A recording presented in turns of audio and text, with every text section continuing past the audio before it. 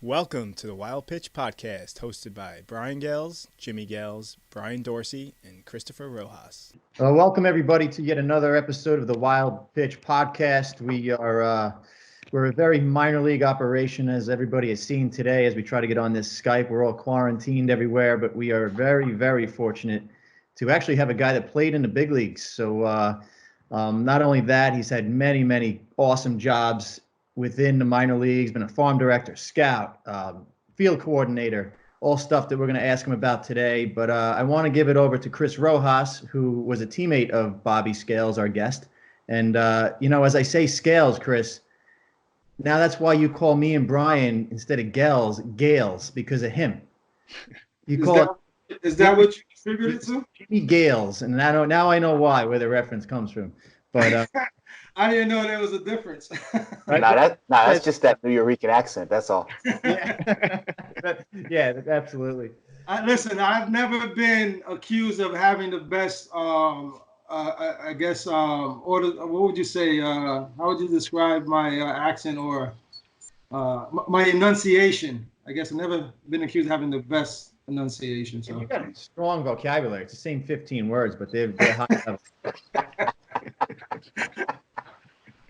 Right, yeah, because you know what? I'm pretty excited that Bobby's here to join us today. And before we get him involved, I did want to give his background a little bit. I met Bobby back in 2000 when I got picked up by the Padres after getting released by the Pirates out of spring training. The Padres picked me up, sent me to extended spring, and I first person I met was Bob. Actually, no, we were playing Oakland. I had to meet the team from the airport to Scottsdale, and I just watched the game. And he was playing second base, I actually got to see him make a couple plays and get a hit. I was like, man, that Latin kid's pretty good over there. And it turned out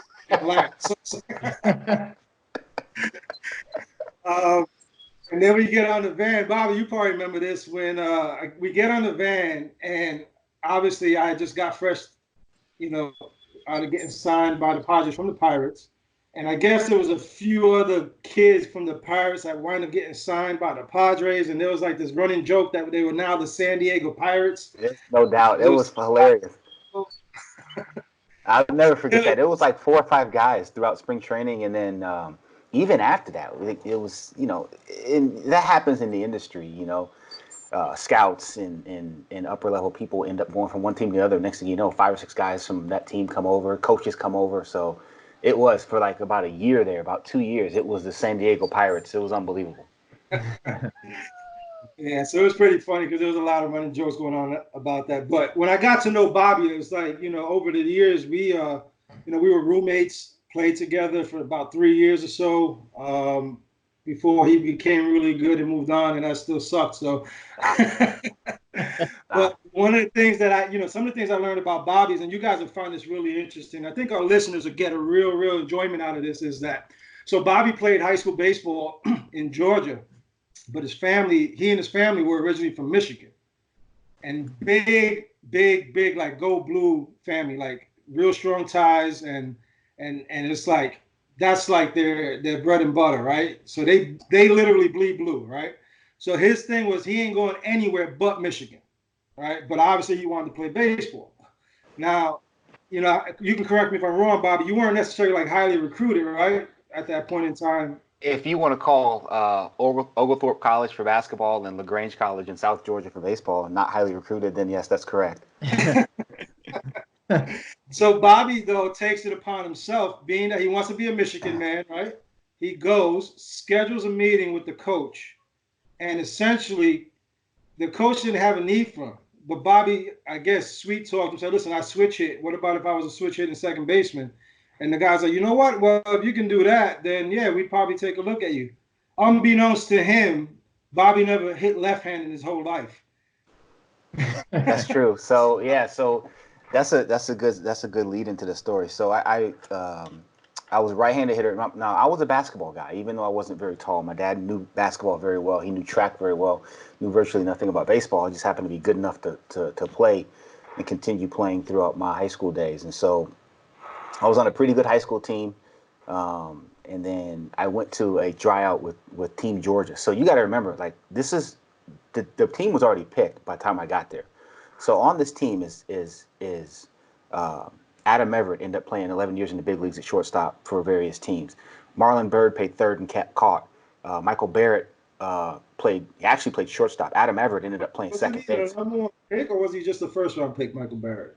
First rounder. He wasn't a 1-1, but he was a first rounder.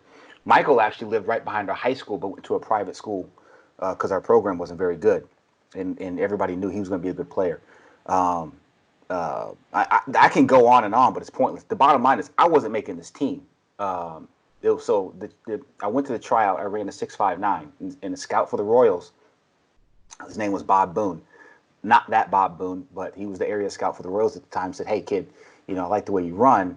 You ever thought about switch hitting?" I'm like, "No." He goes, "Well, you should try it this summer." This is probably midway through my high school, my senior year. So I was already in school at Michigan. I was in as a student. I was going. Whether they told me to kick rocks or not, I was going to school, and that's what I was going to do. So what ended up happening was we go up to Michigan for a visit, and I ended up talking to the recruiting coordinator, who's a Northeast guy, a guy named Ace Adams. Actually just got inducted to the Cape Cod League Hall of Fame as a coach. But Ace was recruiting coordinator, Michigan guy from the Cape, but he was recruiting coordinator at the time. And he said, "Look, if your family comes up, come down by the baseball office." Hall of Fame catcher Bill Freehand was the head coach at the time. So we went down there. So we sit in Ace's office. Coach Freehand walks down to Ace's office, sits down with my mom, my dad. And he says, "So Coach Adams says, what do you do?" I said, "I'm a switch hit middle infielder." So my dad looked at me like I had 3 heads. And he says, "Okay." He goes, do you have any tape? You got any video of yourself?" I go, "No."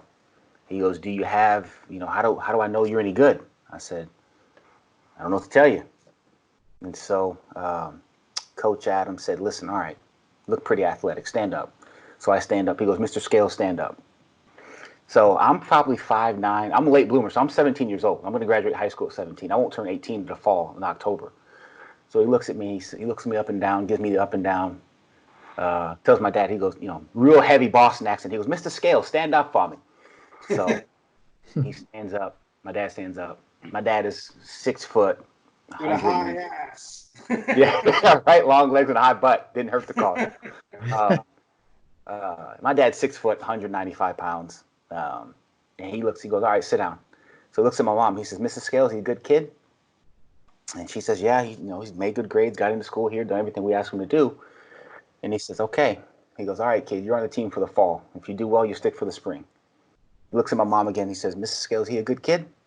And she says, yeah, everything we've asked him to do, he's a good kid, whatever." He goes, "All right, because, if he messes up here, I'm going to kick him dead in his ass, and then I'll call you and tell you I did it." So Mom was in, hook, line, sinker, and that's how it happened. I got a chance. They took a flyer. They took a complete flyer on me.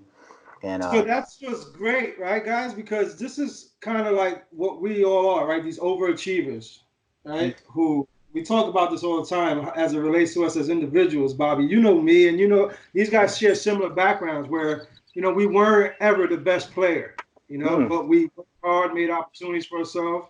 And, we're fortunate enough to play at some level of professional ranks, I wasn't even the best player on my high school team. I was good. I wasn't the best player. Kyle Farnsworth was on my high school team. Well, don't worry, because Jim didn't hit one day in high school either. So. Yeah, I mean, I don't think really any of us were really recruited, right, out of high school. I mean, I wasn't. Briarcliff. Allegheny Community College was the only one that asked me to come down. The only reason why I was recruited by New York Tech was because Jimmy was there, and he, obviously Hirschfield knew what he was kind of getting.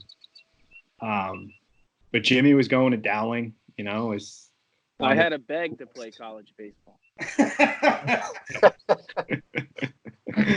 I'm sure we all did at some point, I mean, and that's the cool part, about you being here with you guys is the fact that, there's 5 grinders on this call right now, man, and it was what it was, and it's. Well, that's just it, the grind, Robbie. So I want an audience, and we're going to talk a little bit about like your background, life after baseball, but I want an audience to hear and know about that grind, because you know that we have the travel organization that we run, and then Jimmy and I coach collegiately, and we run it. You know, we always out recruiting young athletes.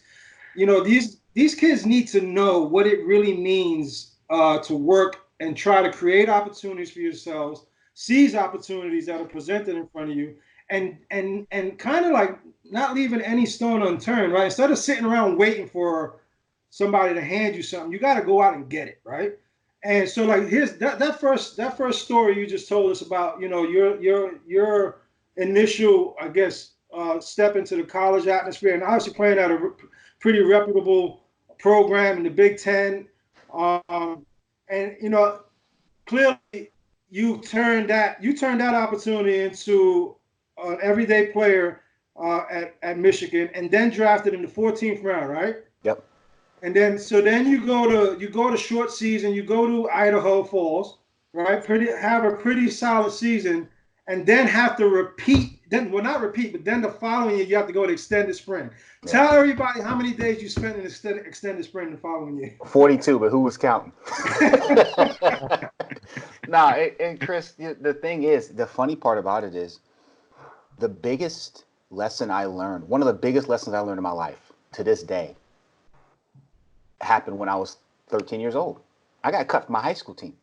So I'm in the 9th grade at Milton High School, now Alpharetta, Georgia. And I get cut from the junior varsity. We didn't have a 9th grade. We just had junior varsity and varsity. I got cut. And so I never forget it. I went back home, called my parents. I called my mom. She picked me up from tryouts. And this is like, you know, I'd started on the freshman football team. I started on the freshman basketball team. I was, you know, as good or better than any baseball player we had there in my class. And couldn't make the team as the JV. Now, there was a whole bunch of stuff surrounding it. It was what it was. I remember walking. So my father's an insurance agent. So he had an office, did a lot of work out of the house. So I remember going up into his office, and he said, "Son, what happened?" I said, "I cut." And I said, "I don't think it was fair." He goes, "Well, I don't really know what to tell you. It is what it is. So what you going to do?" So what do you mean I'm going to do? He goes, "You're going to do something this spring. You're either going to play like rec baseball, you're going to, you know, or go run track, because you're going to do something." And I said, "I'm not done playing baseball." And so I said, "Okay, then we got work to do, because next year when you go out there, you're going to have to show them that they cannot put a team on the field that does not have you on it." 13 years old, bro. That's just the realest talk. That's it. You know, so, and that's where, and you talk about who you are as a human. That's that blue collar. I mean, my dad finished college after he came back from Vietnam and all that, but his father, my grandfather, Baptist minister down here, worked for DeKalb County Schools for many, many years. My mom's father, unfortunately, they're both deceased, but my grandfather on my mom's side, 37 years on the line for Chevrolet, 21 on the night shift. That it's just the grind. That's all I know. That's what I'm made of. So every time you get presented with a challenge, you got to change. You got a choice to make. You can it's whine and pout, or figure out a way to grind through it. That's all I know. So Bob, your dad didn't go up to the school and demand you get put on a team? Nah, wasn't none of that. That wasn't it. No, listen, and I said there's other stuff surrounding it. There was stuff surrounding it, okay, that make no mistake. But at the end of the day, it was like, okay, you have to be better. That's just it, right? So you look back, right? That conversation is obviously a defining moment for you. It wouldn't be as impactful if your dad was to go up to the school and make a stink, right? It wouldn't have the same impact on your life. You know, you wouldn't have created the mindset necessary for you to get where you ultimately got to, right? Because it would have been a fight behind the scenes of your parents trying to either, for whatever reason, influence, you know, or you know, create a situation in which a program is forced to take you, or in some cases, what we're seeing nowadays, unfortunately, we actually have a coach in our program, a very good high school coach in our program, whose career is being threatened because a parent whose son was cut and didn't think it was fair. You know what I mean? I mean, that's just, unfortunately, in 2020, that's where we live. You know, I don't necessarily know a way back from it. You know, right. I think that's just where we are as a society. It's unfortunate, right. but Yeah, But I mean, that's- there's I good think- people. There's good people getting driven out of the game, especially at the grassroots level because of stuff like that. Sure, because they don't want to deal with the nonsense, right? No That's- doubt. No doubt. But I think the takeaway here, and I think a lot of everybody in this call would agree, is that that message is what puts you on a path, right? Or at least help you get on, stay Without on a certain question. path of being creative. Without question. So So, I think, Bob, go ahead, Jim. I think what I see behind you is your first big league hit on the wall. Is that what that is? That's the homer. The hit's over here. Yeah, your first big league, and I only see half, but are you batting left-handed? I am. I'm hitting left-handed there. It was so. The funny part about Left-handed that you'd never done, that you told the Michigan coach, I'm a switch hitter, and now you're in the big leagues hitting a home run. yeah, no, that's so the cool part about that is, like I said, my father was a basketball track guy, and he was just he was maniacal about me being as good with my left hand as I was with my right. I was a point guard. That's what I did, and so I mean all the drills, with my right hand behind my back, shooting with my left hand. My left hand was lethal as I was coming up through the ranks. There's no doubt in my mind that helped me make the transition to being a switch hitter. Zero doubt. Right. Brian Dorsey, what do you got on that? Because we always talk about being athletes, right? I think it's a great story. I think hopefully our listeners can listen to this and realize, like, this is a guy who many of us can relate to. He wasn't a superstar, and he took that, and he took whatever opportunity he had, and he mixed it in with some adversity, which is a huge word for us. He took the adversity and he utilized that to build himself into a big league baseball player. I mean, it's impressive. I think you talk about the athleticism. A lot of times, and I think Bobby can elaborate on this, is the athletes are looked at sometimes, and he was involved in running an organization. Even if you want to talk about how you look at an athlete, he may not be the best player on the field, but he does some things that you guys see when you're scouting as, wow, that guy's an athlete, and we can maybe get him to do some things that he doesn't do right now, doesn't even know he can do. But that seems like that's exactly what you did, becoming a switch hitter. No doubt. I mean, I'm not a big guy. Like I said, I'm 6 foot, 195 pounds right now. Like what my dad was when he was my age and whatever, as a grown man. But I had my birth date was late for my grade. I was always the youngest kid in my grade, and I was a good athlete. I just wasn't a big kid. And so it was one of those things where if I ever caught up to that, it was gonna be okay. But to your point, if you give me, when I'm evaluating players, if you give me a kid that's got real athletic ability, and obviously in our sport, especially if you're gonna be a position player, you gotta have a hand-eye, But if you've got real athletic ability, and there's aptitude there, I'm taking chances on that every time. 6 ways a Sunday, I'll do it every time because, I love the grinder guys. I was a grinder guy. I was probably, I love the grinder baseball player guy. But you got to give me, when you're talking about guys who get to the highest level of this game, you got to be able to do something athletically. Period. Yeah. The aptitude thing is key, though, right? And I think I want to, because we got some young listeners sometimes. Aptitude means essentially it's your ability to take information, process it, and then apply it into an action, and develop that skill, right, Bobby? I mean, yes.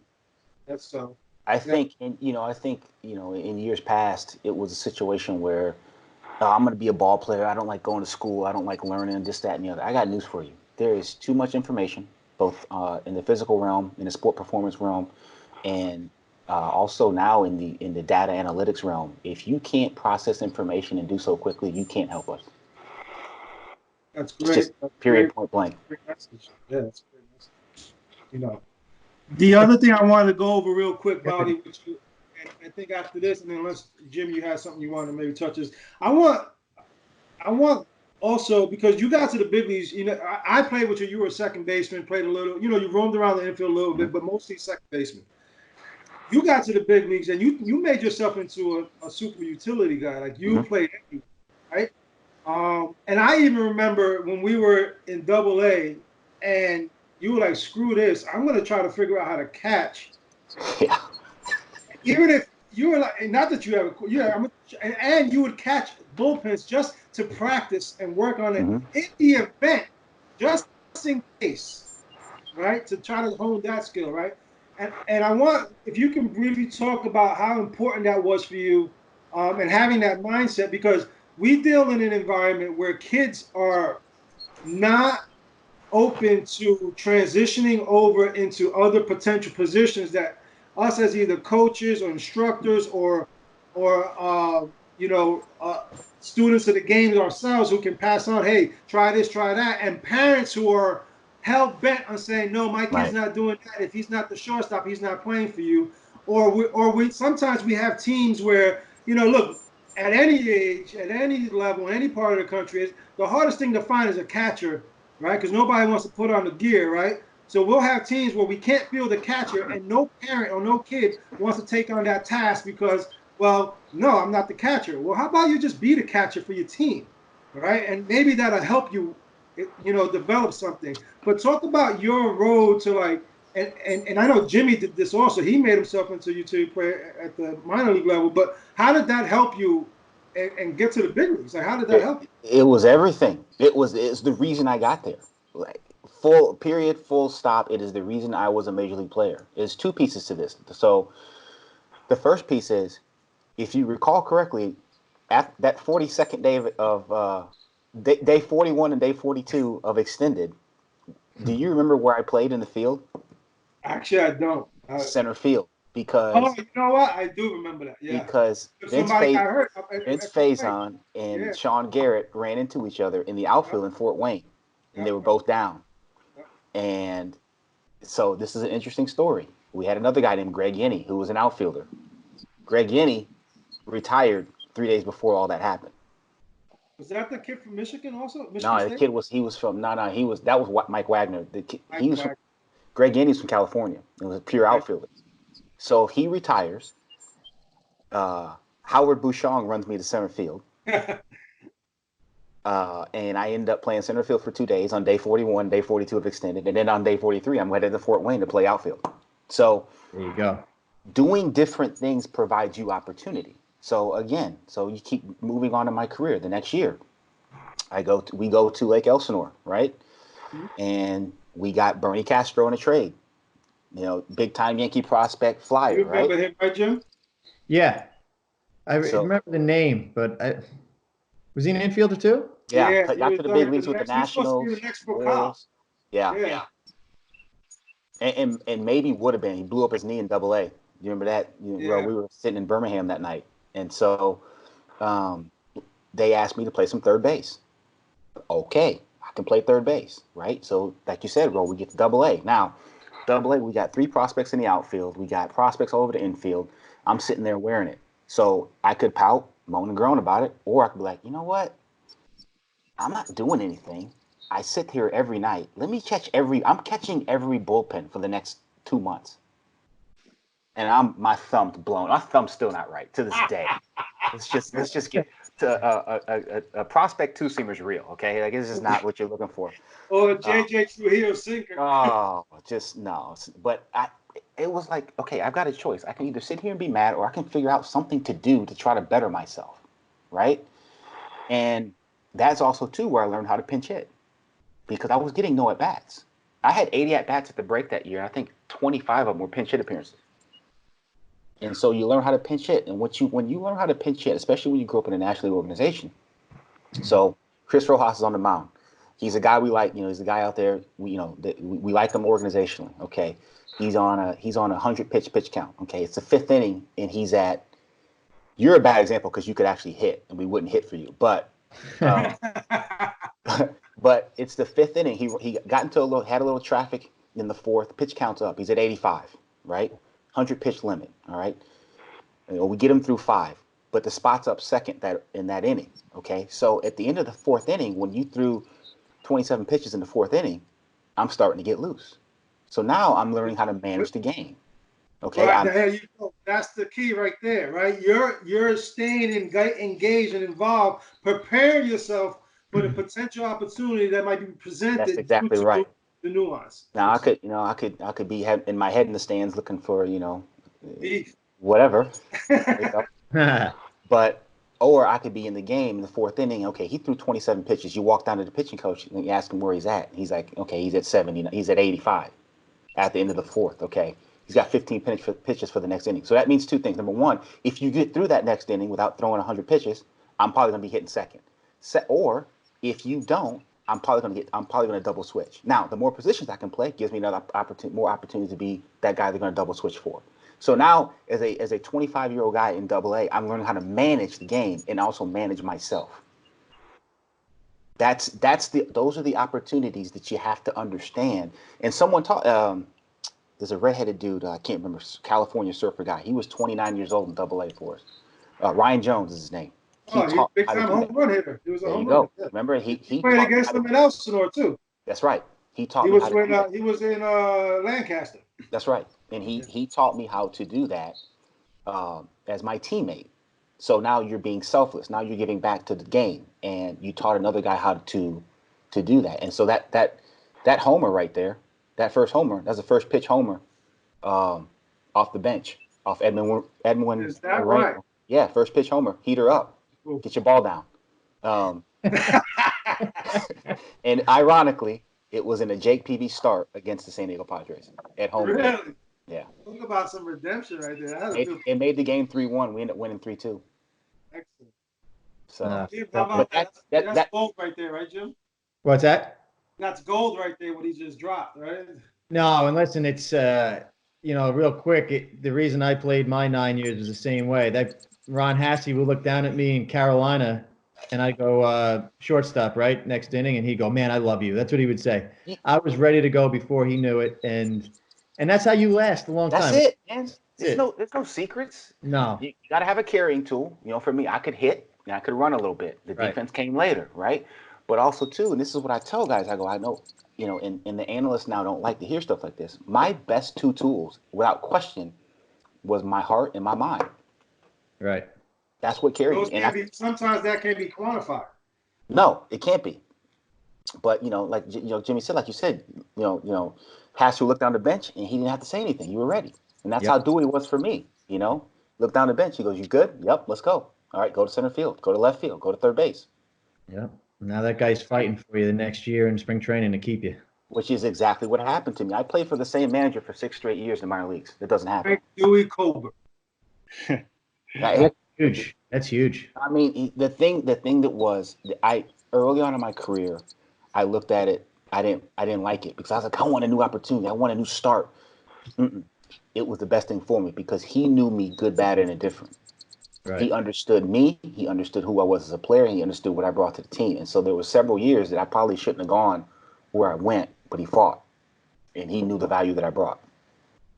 Yeah, I think looking back that, being Rule 5 and whatnot, moving around, which was awesome, and seeing a lot of different organizations, meeting a lot of cool people.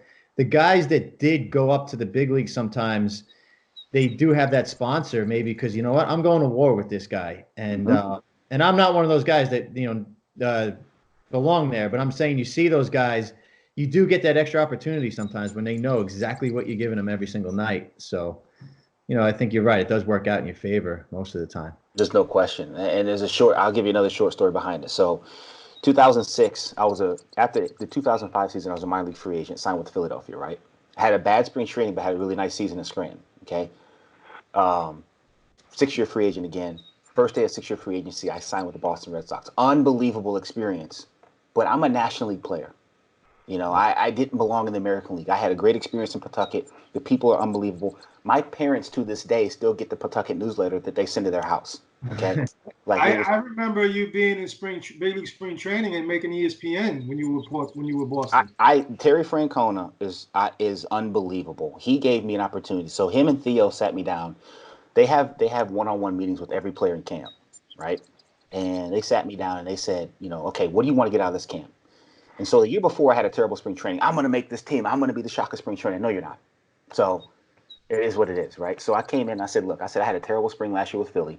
I said, my objective in this spring training is to have a great time. And I'm going to show you guys that if you need a guy from AAA, I'm not making this team. No, this is 07. The only spot up for grabs is second base, and that's Pedroia. Guy ends up winning Rookie of the Year that year. This is Poppy. This is Manny. This is the shortstop, Julio Lugo.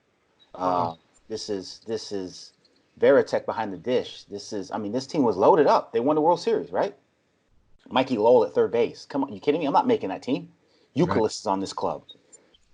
And I said, look, I'm not making this team. I'm not stupid. But what I'm going to do is if should somebody go down and you need a guy from Pawtucket, I'm going to be your guy. Tito looks at me and says, that's the best answer I've ever gotten. He goes, you're going to get plenty of opportunity. I got 60 at-bats as a non-roster invite. And I did that. And they gave me the opportunity to showcase what I could do. Now, I didn't get called up and I had a good year.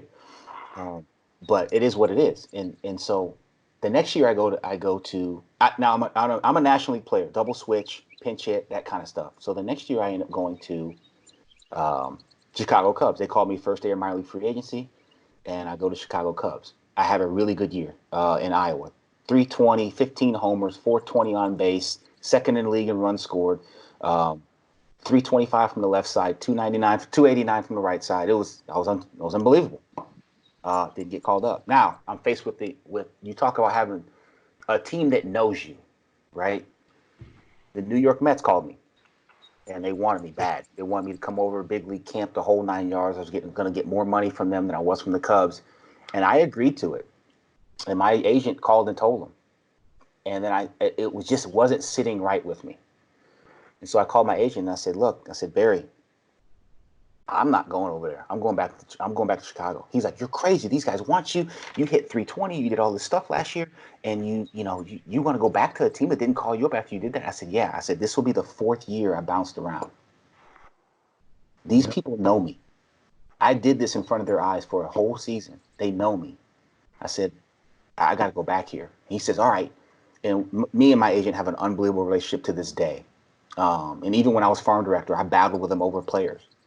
But he says, you call him. I said, I'll call him. So I picked up the phone. I called Adam Wogan. I said, I'm sorry, I don't normally do business like this, but this does not feel right in my spirit. I can't sign with you guys, and I'm going to sign back with the Cubs. And he says, all right. Next thing you know, May 9th, I had a great spring training. May 9th, I'm the first guy up from the minor leagues. There you go.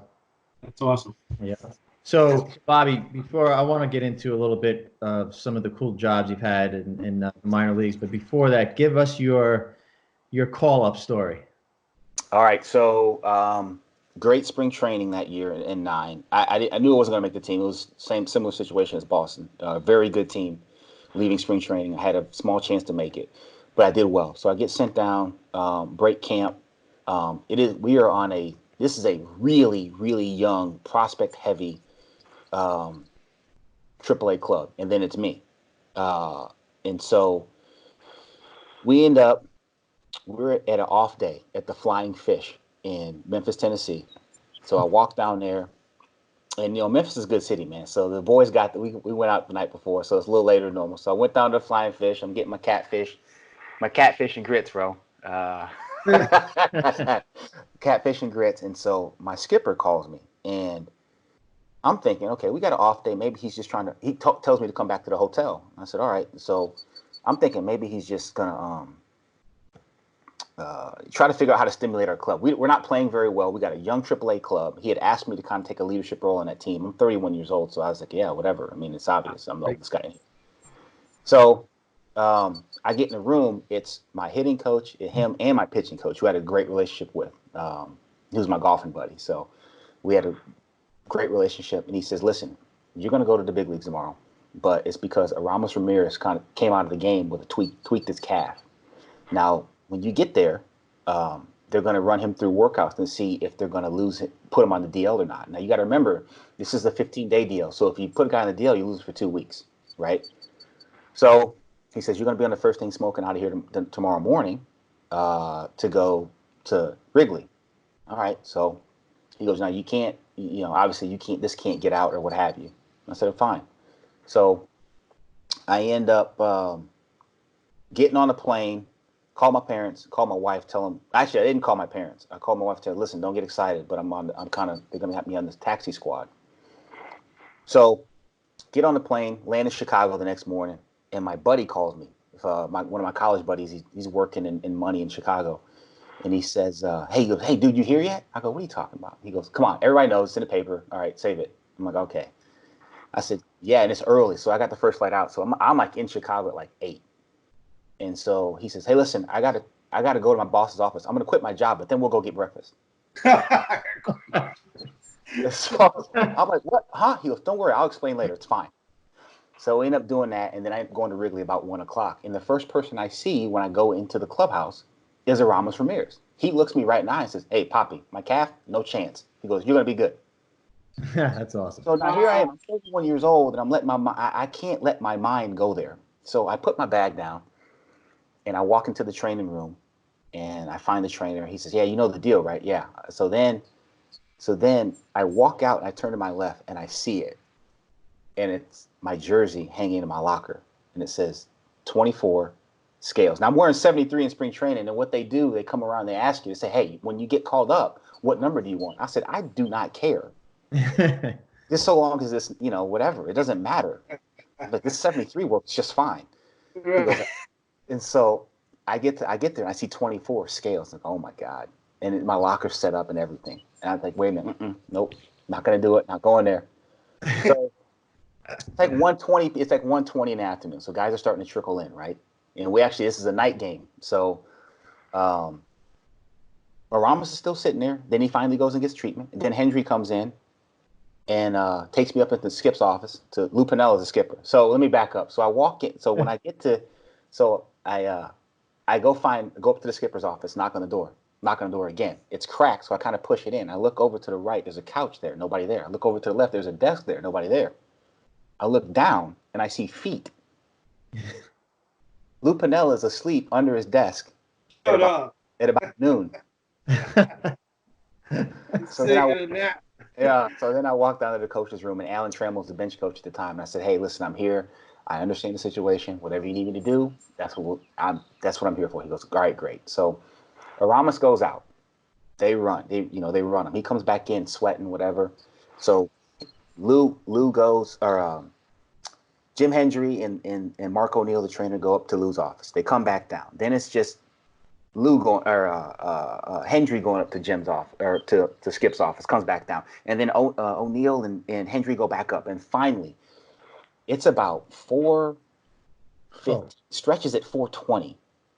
It's about 4:15 to say, listen, Hendry brings me into the office and says, listen, we're going to send you back to Iowa. And he says, if Rami's going to be fine in about 2 or 3 days. If I put him on now, I lose him for like another 12 days, and I can't afford to do that. We're right in the midst of this thing. He goes, God, I hate this kid. I'm sorry. I hate this. I'm sorry. I'm like, Jim, I get it. You told me this, the deal straight up. I got no issues, man. So by 6 o'clock that night, I'm in a cab going back to O'Hare, going back to Memphis. Wow. So fast forward 5 days. Or 4 more days. We're in Memphis. It's a Sunday day game, and it starts raining sideways. It's tornado sirens. It's a whole 9 yards in Memphis, Tennessee. Our game's done, but the big league game is still on in Chicago. So Carlos Zambrano had already hit a homer in that game. He's pitching that game. He hit a homer left-handed out in the street in Wrigley. So the next at bat, he comes up. He decides he's going to take a drag bunt with him. Gets a good bunt down, pulls his hamstring going down the line.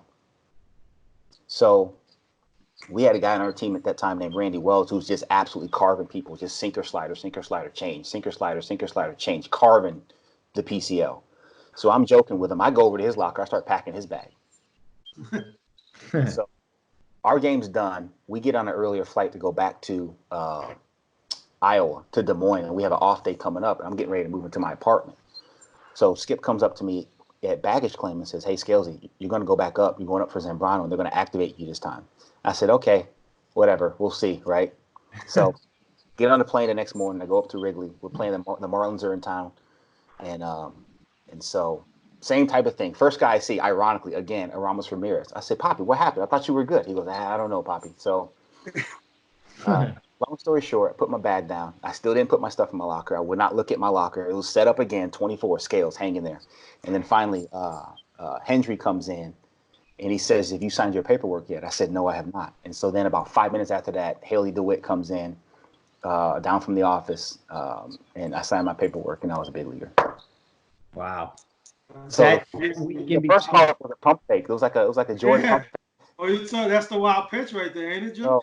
Oh God! Imagine he didn't ever get called back up. Oh man, that happened to somebody we knew, Bobby. Brian Mazzone. That's why I didn't allow myself to go there. So in 2006, I don't know who that is. Andy Shabilo. Shabilo got activated, didn't pitch. I didn't know that about Andy. Yeah. Hundo. We used to call him Hundo, Jim, because he threw 100 when he was on the Sister Yeah, Sawsy. this is 2001. Guys wasn't throwing 100 back then, and we had T-shirts. I know a guy that throws 100. So, but Shabilo got activated for the Marlins and didn't pitch. He was in the bullpen for 2 nights and didn't pitch. But the guy I played with in 06 is a guy named Brian Mazzone, left-handed pitcher. Absolutely, he was carving. I've never seen a guy pitch this effectively, being a sinker baller on AstroTurf. It was unbelievable. That year, every ground ball found somebody on AstroTurf. It was incredible. What do the analytics say about that? What's that? What did the analytics say about that? I don't know. That would like to. We need to go back and analyze that season. I might give that to somebody as a project now. That's a great story. He got called up, okay, and it was a doubleheader in Philadelphia. He had the second game, okay. They got 3 innings through the first game of the doubleheader. After the game, he was going to be activated. He was going to be starting game 2. It starts pouring down rain. They bang game 2. They have an off day behind it. Now they're back on schedule. They don't need him. He was 33 years old. Never back. God, that's the sickness. He flew like 18 people in from California. The guy had been to Indy Ball twice. I mean, he had fought the fight. And so that's what I'm saying. That's why mentally I didn't allow myself to go there, because I sat there and watched it happen 3 years earlier. That's wild. Bobby, you hear all these great part of the stories. You heard about the early part where you were doing things that you hadn't done, and I think hearing from you, this could really be helpful info for some of the listeners, parents and kids. Talk about hard work and what it really is, not what they think it is, but your story your DNA kind of exudes hard work. Can you talk a little bit about what hard work is? How it's not just going to practice and their games and all the stuff in between? It's finding ways. That's a great question. I think for me, Brian, it's finding ways to push yourself to a level that you don't know you have, right? Like my dad said, you have to be better than everybody else. They can't put a team out there that doesn't have you on it. So somebody clearly felt like you weren't good enough. So it's not just about making the team at that point. It's about it's about doing things that other people aren't doing. It's about finding the way to be in that 9 and it be not negotiable. Yeah. Whatever that is. Like, I didn't go to my high school prom. I didn't go to homecomings because I was practicing and I was playing. I was trying to figure out a way. Like, I'll never forget. Like, so you look back at the switch hitting story. In the switch hitting story, the other part of that is I finished hitting. I owed it to my team to be the best version of myself my senior year in high school, right? So I finished that year hitting right-handed. The day that our season ended, we lost to Walton High School in the playoffs. The day the season ended, the next morning I went to Sports Authority when it was still open, or Sportstown. You remember Sportstown, the old Sportstown? I went to Sportstown. I bought a tee. I put it together, and I tied a rope from one tree in my backyard to another. It was about 7 feet apart. And my dad had this old painting drop cloth. And I threw it over the top of that. And I set up the tee, and I started hitting the balls into the drop cloth. And my dog would pick them up and bring them back. And what's funny is, and unfortunately now with this coronavirus thing, you see kids on Twitter, like, throwing a ball against the wall or throwing a ball against the garage. That's like a new thing now. Yeah. No, it's not. That was normal for us. Chris, you get it. I'm an only child, so it was playing games with myself and my other imaginary friends. That's what it was. B.O.B. So, versus B.O.B. Right? That's what it was. It was Team Bobby versus Team Leon. That's what it was. Leon's my middle name. So. That's what it was, and there's no secret sauce to it. It's, do you want to be better than other people? Do you want to beat the guy in front of you? Right. That's honestly where that's right. You gotta have that intestinal fortitude, and you gotta have that burn and desire. And too many times we're in an environment where it's a lot of superficiality and it's a facade, And Jimmy knows I say this all the time. You're not about that life. It's more. You're really about that life. You're doing things that nobody else is doing, and instead of just, and Jimmy says it, like, this is the one thing Jimmy always talks about. We'll go to a facility with our college program, indoor facility, and there's some, college guys, other college guys there, or indie guys there, or pro guys there, and they all just show up and they're wearing the shorts and the tights underneath, and they're just kind of hanging out in a circle. And what's your purpose, man? What do you do? So for me, Ro, we talked about this a lot, even back when we were younger cats and we played and lived together, right? Do you want to do what it's necessary to be a professional, or are you just good going home and telling everybody that's what you do? Right, guys. Yeah. And the one thing I can attest to with Bobby, and this will probably put a cap on his hard work. So we all know what it's like being a long day at the ballpark, right? You get there 12, 1 o'clock, right? And you're there all day, stretch. Back then, we were still taking IO. You were doing all that stuff. Then you're sitting in the clubhouse, and then you got the game at 7 o'clock at night. And in Mobile, that's if you're lucky because it rained. Oh. It's like it rained right before game time. So we had, to wait it out a little bit, see if we're going to play. And then we did play. It was humid as all hell, right? So then you play. And then after the game, it's now 10:30. Everybody's, what they want to do, run the hell out of there, right? They want to run out of the clubhouse, get home. Bobby would go, get the bag of balls, get his bat, and he'd go into the cage and hit some more at the end of the night. So you want to talk about hard work? Like that's the epitome of it right there.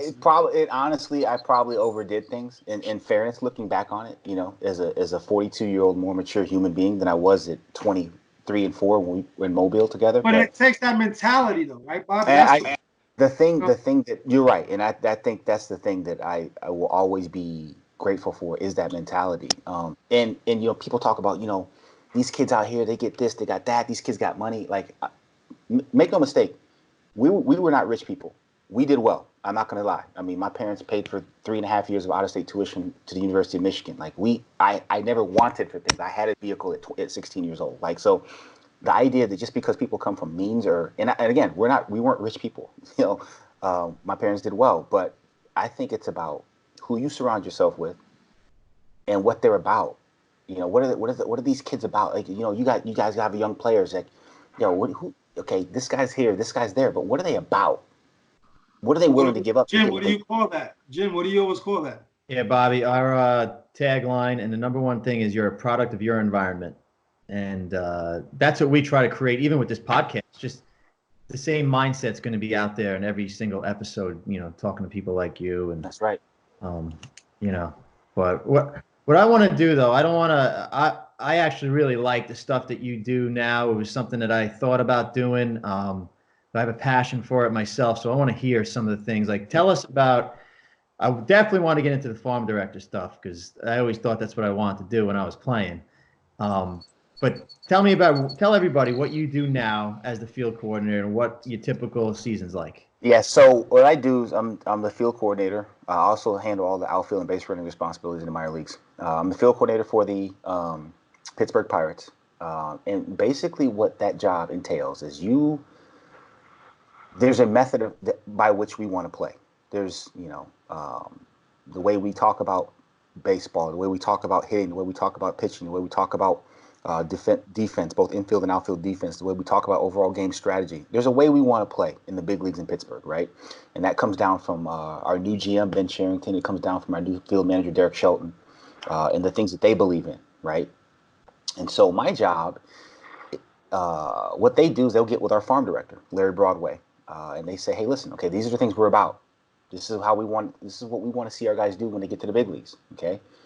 And so what LB does, all these meetings happen in concert with each other, right? So, okay, Bobby, here's the deal. This is what we're about. This is what we do. It's your job to make sure that there's synergy from AAA all the way down to the two teams we have in the Dominican Republic, and go. So you work through your minor league coordinators, your infield coordinator, your outfield coordinator, which is myself, your hitting coordinator, your pitching coordinator. They all have their own separate conversations with their own colleagues that are in the big leagues, but the overarching theory of everything we want to do in the minor leagues has to be on the same page.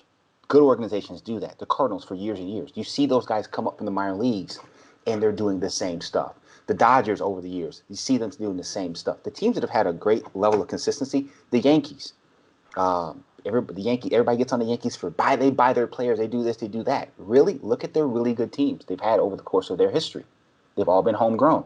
Okay, the core of those teams have been homegrown, whether it be on the mound or in as position players as well. The point is, you don't get that unless you have an overarching philosophy and synergy between the big leagues and all the stops in the minor leagues. And so it's my primary responsibility to make sure that all the lines of communication, all the lines of teaching, all the methods, all the things we're doing are in synergy from, like I said, from AAA to Boca Chica, Dominican Republic. Wow. And you visit all those cities throughout the year, right? Yes, all of them. Just bounce around, and it's a demanding gig. Both anything on, people don't realize. You talk about grind. You haven't seen grind till you've worked not as a player on the other side of baseball. That's grinding, because you don't get days off for about 200 days a year. You're on call. No, I remember those guys, and I know with the farm director, I don't think I've ever saw any of my farm directors not on that phone. Right? It's unbelievable. It's nonstop. It's your GM. It's your assistant GM. So when I had that gig in with the Angels, right? So Jerry DiPoto was my GM. Scott Service was my assistant GM over player development, and then it was me. And so you're constantly on the phone with either one of them, or your managers, or your field coordinator, or your pitching coordinator, or hey, an agent will call you. Hey, Bobby, it's Joe Johnson from New York, Shortstop Sports. Yeah, listen, I got a guy. He's coming off 2 elbows and a shoulder surgery, but he's healthy now. Send one of your guys to see him. Right. No, okay, no, you're not. I'm not going to see him. He's broken. It's unfortunate, but you can't say that, because you know what? Later that year, he may have a guy in indie ball that you need to come fill in. So you got to take the call. You got to talk to him, because you may need that left fielder who's 27 years old. He's an older guy, but I can put him in the middle of my AA team. He's going to help my 3-hole prospect learn how to hit. Right. So it's all of that. How much leeway did you have on making that decision on that 27-year-old coming in? Was that just purely your decision, or you have to ask Jerry DiPoto, the big league? Any prospect decision had to get run through channels, But if I got a guy, and I did that one year with a guy. Guy's actually a police officer in D.C. now, but he was a guy. He could hit homers, and he could patrol the clubhouse. And so we had a very young team one year in our AA team, and I needed a guy to clean up the clubhouse. Not that my manager wasn't capable, but as you guys know, the most important. So you basically launched his law enforcement career by patrolling that clubhouse. now he's in D.C. I also wrote him a letter to get him into the academy too. So, so there's tremendous value there. Everybody got what they needed, Yeah. So to answer your question, Brian, is you have leeway, and that's part of the trust they give you to make those decisions.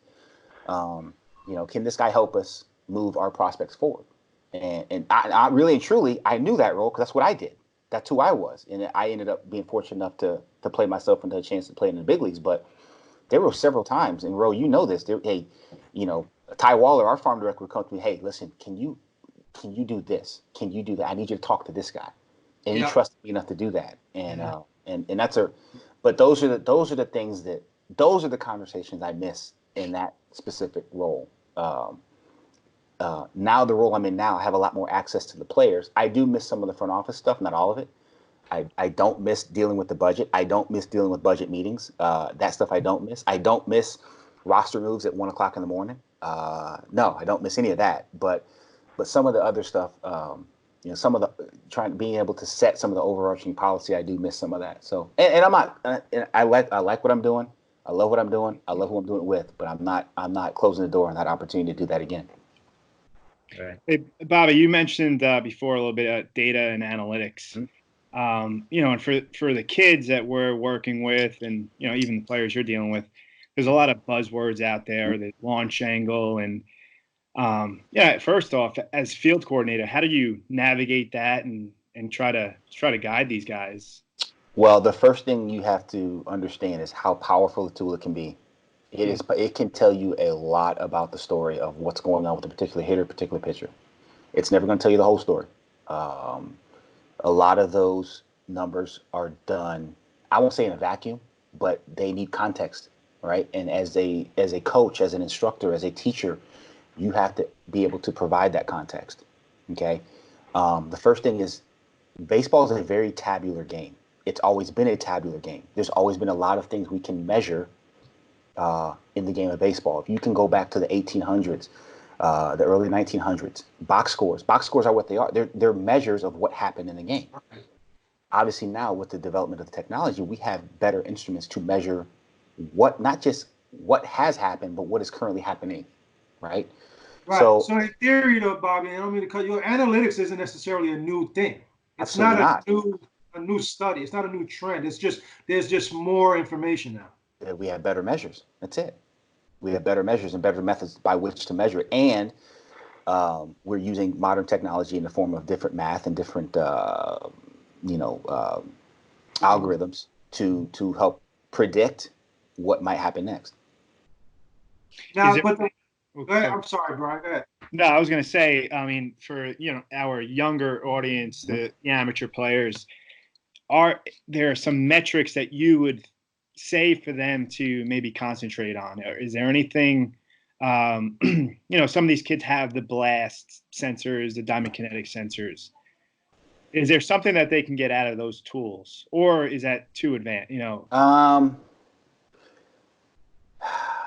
It's tough because a lot of those, as you know, I mean, we all live in it now, right? So we all understand that statistics is based on having an accurate sample, right? So if your sample size is too small, some of the data that you receive is statistically insignificant. Now, that's not to say you can't use it as a measuring tool and a teaching tool.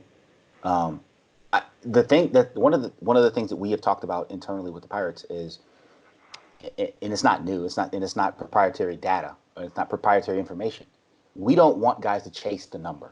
So if you're in a cage and the ball's coming off at 85, okay, we don't want you to alter your swing or do something outside of the norm to get to 86 or 87 or 88.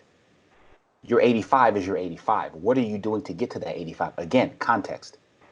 Are there things we can do to get you organically to 87 and 88 and 89 instead of you just taking a gorilla hack and looking around the screen? Right. Where it's usable, right? Where it's where you can apply it in a game-like scenario and still have success. No doubt. That's it in a nutshell. That's it. How can we get you to the most efficient, optimal position, both on the mound, in the box, and do so the way you do it?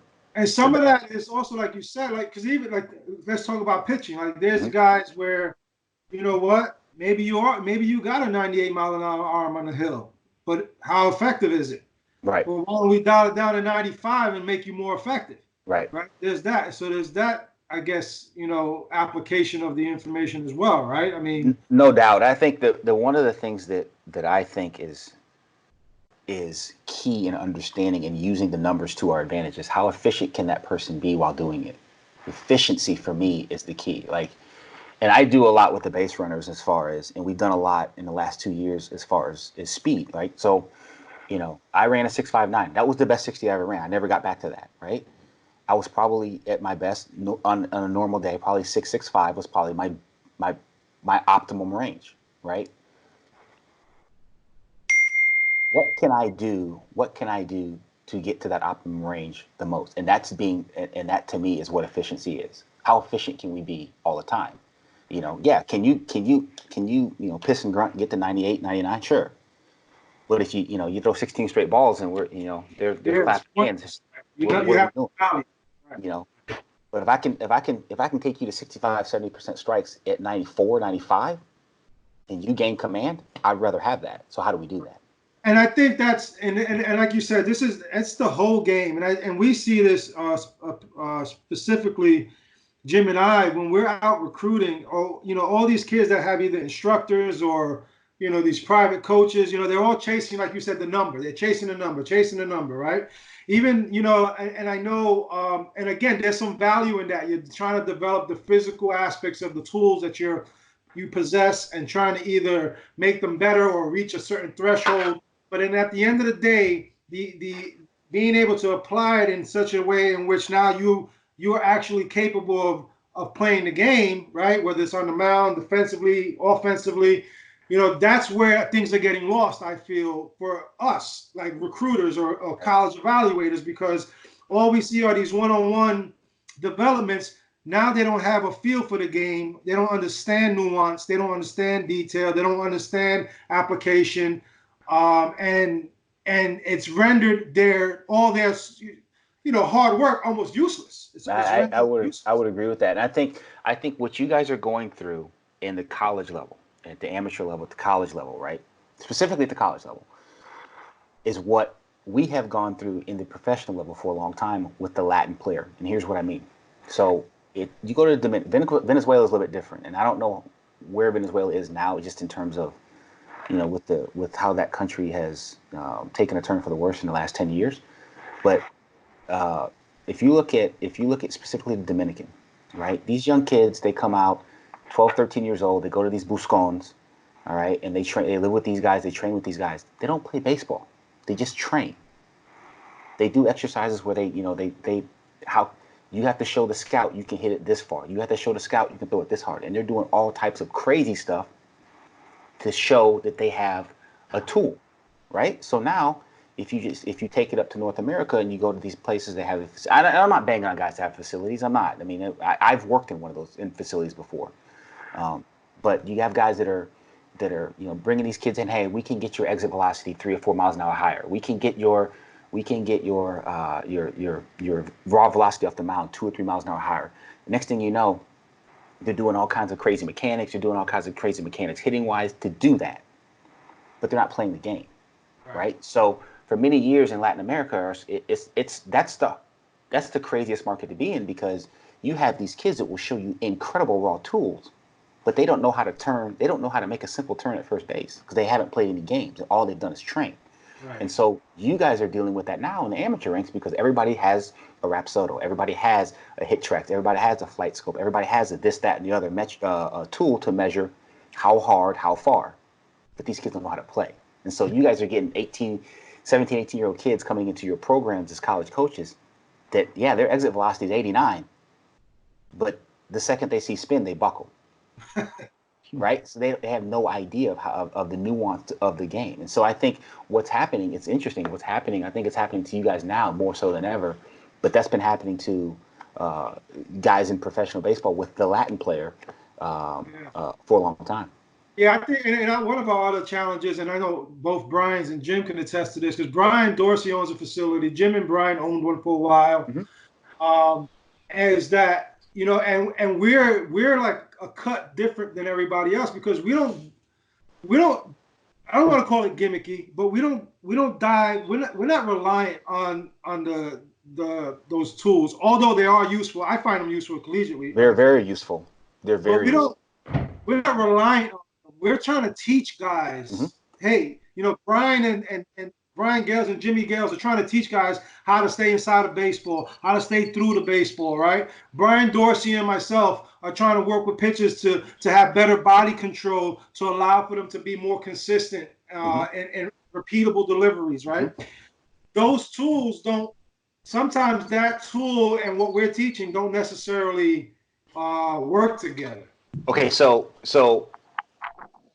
I'm going to challenge you on that. Okay. You have to make them work together. Fair enough. You have to make them work together. I agree. And like I said, for instance, we use Rapsodo at the university, right? And so, my goal is, all right, how do I get some of these valuable readings that I'm getting and numbers and make it usable in the game? You're right. But I think my point was more to the absence of understanding. It's not just the tool. It's not just the numbers. I think that's more of what I was, referencing as far as. And so to your point, Ro, like that's the thing. Like the numbers can tell you the what, This is one of my favorite sayings. It's not mine. I wish it was. I'd put it on a T-shirt and sell it. The numbers will always tell you the what. The numbers will tell you the what. There's always a how attached to it. And that's your job as a coach. It's our job as a coach. It's our job as instructors. It's our job as leaders of baseball in the 21st century to marry those two things, regardless.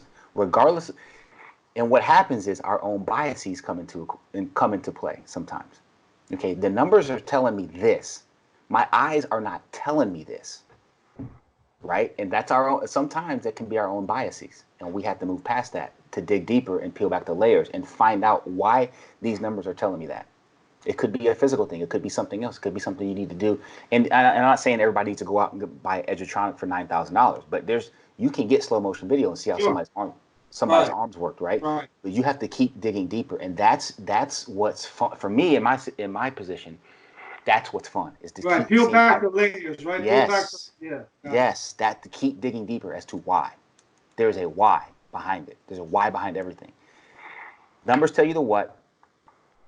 There's a why behind everything, and then when you figure out that why, you have to help the player understand the how. And that's the beauty of it. That's the secret sauce.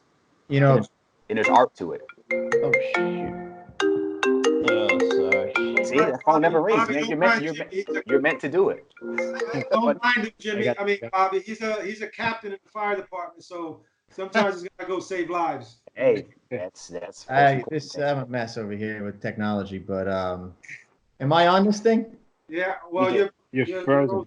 I'm frozen. Well, anyway, what I was trying to say is, Bobby, I tell the guys at the college, I go, listen. All they talk about is dumping their barrel, doing all the stuff, hitting fly balls. I said, you know what? I would take some of this information, the numbers, the percentages. I said, I think when I was 25, had a little bit of success in AA. I feel I have a clue how to hit, how to handle the bat. Now, yeah, let me get some of that stuff to maybe hit more doubles and whatnot. Mm-hmm. And I think we had a kid this year on the team that for 2 years, our senior shortstop, we worked closely, and he just bought in from day one. So now he has a much better year this year, but he finds one game. He goes, Coach, I lined out to center field, 3 out of 5 at bats last game. I said, well, that's awesome. But I said, all right, you want to start driving the ball over the guy's head. We just had a simple little talk. I said, you feel it through your fingers. Like, you have such a feel for your bat now. I said, let's just try to hit the ball another inch further out in front. Boom. That next day, it's 3 balls over someone's head. Mm-hmm. But that took him at 22 years old, 2 years of teaching to all of a sudden he made that adjustment, right? So now you got a 17-year-old, 15-year-old, 12-year-old kid trying to, you don't even know how to hit yet. Right. One of my core beliefs is that when you see extreme changes in guys in terms of how they approach the ball, like everybody's like Justin Turner. Okay, he changed himself. Yeah, you're right. Justin Turner was a big leaguer when he did it. You know what I mean? Max Muncy was an up and down fringe guy. This guy had played a lot of high level baseball when he decided to change his swing and do those things. And I think that one of the things they had awareness already. They had awareness, and they had thousands of at bats under their belt, and these are grown men. Right. So telling a kid, and I think we have to be extremely careful, especially with the 10, 11, 12-year-old age group, because what happens at 13? Field gets bigger.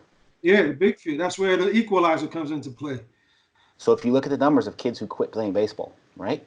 More kids quit playing baseball at age 13 than any other. Hit the fence anymore. You can't hit it as far as you used to. You start teaching the kid to hit the ball in the air, hit the ball in the air, hit the ball in the air, hit the ball in the air, hit the ball in the air. 25-degree launch, 25-degree launch, 25-degree launch. Guess what he's going to be doing when he gets to the big field? Pop up. Bobby, I don't know if it's as much as quitting baseball or starting lacrosse. It's a tough. It's all about how you want to do it. Some guys say retire, some guys say pivot into another industry. It's all about how it's a semantics. It's all how you want to, semantics. We can dress this pig up however you want. Spin, it's the spin, Bobby. You know what I mean? So it's however you want to look at it. But no, in all seriousness, though, I mean, we lose more kids at that age because, and I think especially now, okay. So you got to understand. To me, it's the history of the game. First of all, I hate the launch angle swing. Launch angle. A bunt has a launch angle. Every swing has a launch angle. It's not a launch angle swing, okay? Thank you. The launch angle is the measurement of what's happening after that ball leaves contact. So that's nonsense. Knows that, though. What's that? I don't think the public knows that, unfortunately. So remember, we're all of similar age. It's Moneyball, guys.